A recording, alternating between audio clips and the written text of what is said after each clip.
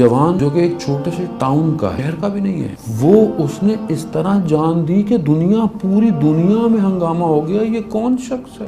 28 سال کا جوان۔ اسے پوچھا جاتا تھا کام کرو، امام کے لیے کیا کام کرو، تو وہ کہتا تھا امام بارگاہ میں جو آپ کا سینٹر ہے، جو مجلس ہو رہی ہے، وہ کہتا تھا مجھے سخت سے سخت کام دو۔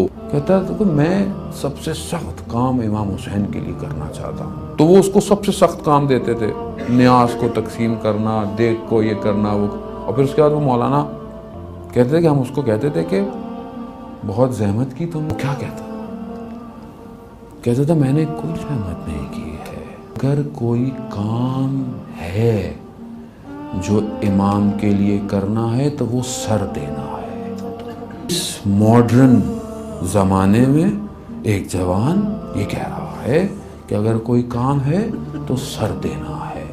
عزیزان محترم، کیا سر دیا اس نے، اللہ اکبر، کیا سر دیا اس نے، ایسا سر دیا کہ سارے آج کے زمانے کے سر کٹوانے والوں کا سردار بن گیا۔ جنازہ کہ تاریخ انسانیت میں کسی شہید کا جنازہ نہیں ہوا، اتنا بڑا جنازہ کیسے دیا۔ جب اس کو لے کے جا رہے ہیں، اصل اس کے چہرے پر کوئی خوف، کوئی سلوٹ نہیں ہے، گویا اپنے وقت کے امام کو اپنے سامنے دیکھ رہا ہے۔ سر کہاں سے پیدا ہو گیا، یہ کہاں سے پیدا ہو گیا آج کل کے دور میں؟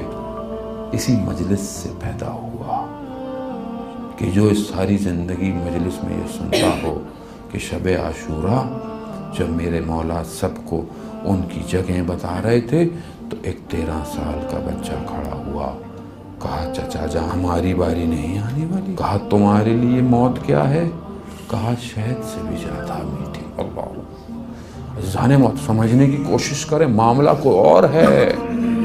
ہم لوگ نہیں بنا پا رہے رول ماڈل اپنی زندگیوں میں اہل بیت کو، ہم لفظوں پہ گھوم گئے ہیں۔ 13 سال کا بچہ یہ کہہ دے، کس کے سامنے کہہ رہا ہے؟ وقت کے امام کو، وقت کا امام مار، موت شہد سے زیادہ میٹھی ہے۔ اسی در پر بیٹھا ہوا جب جان دے دے، سر دے دے۔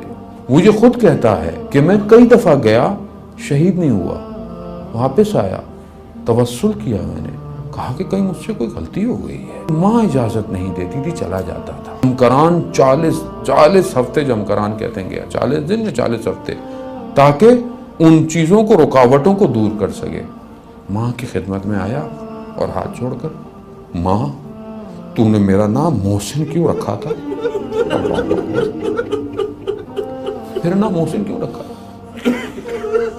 اس محسن کی یاد جو در اور دربار اور دروازے کے درمیان اسی محسن کے واسطے اجازت دیتے۔ اللہ اکبر، معرفت جوان تھا، کیا معرفت تھی عزیزان، اسی معرفت سے تو گیا، ایسا گیا اپنے باپ کے قدموں کو چومتا ہوا، اپنی ماں کے قدموں کو چومتا ہوا، اپنی زوجہ کو کہنے لگا کہ بس اب میں اگر واپس نہ ہے تو حلال۔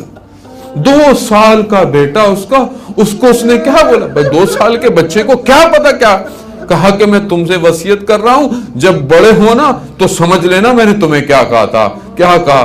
بیٹا دیکھو میں جا رہا ہوں، اگر واپس آ گیا تو میں تمہاری تربیت کروں گا، لیکن دیکھو بیٹا اگر واپس نہیں آیا تو میرے ان باتوں کو یاد رکھنا، میں نے تمہاری اور تمہاری ماں کے محبت کو دل سے نکالا ہے، میں حضرت زینب کی محبت کو اپنے دل میں حاصل کر سکتا۔ معرفت تھی کہ میں اس محبت میں سرچار اتنا تھا کہ مجھ سے گوارا نہیں ہوتا، بیٹا میں نے تمہاری محبتوں کو دل سے نکالا ہے، ہاں یاد رکھنا، دیکھو اگر کامیاب ہونا چاہتے ہو تو اپنے آپ کو اس مقام پر لے جانا کہ خدا خود تمہارا خریدار بن جائے۔ خدا خریدار ہوا اس جوان کا، خدا خریدار، جب خدا خرید لے کسی کو، اس کی قیمت اتنی مہنگی ہو جاتی ہے دنیا کے اندر کہ چاہے تاریخ کے اوراق ان کو مٹانا چاہیں، مگر جب بھی اسلام کی تاریخ میں نظر آئے تو سوائے شہدائے کربلا کے کوئی اور نظر نہ آئے۔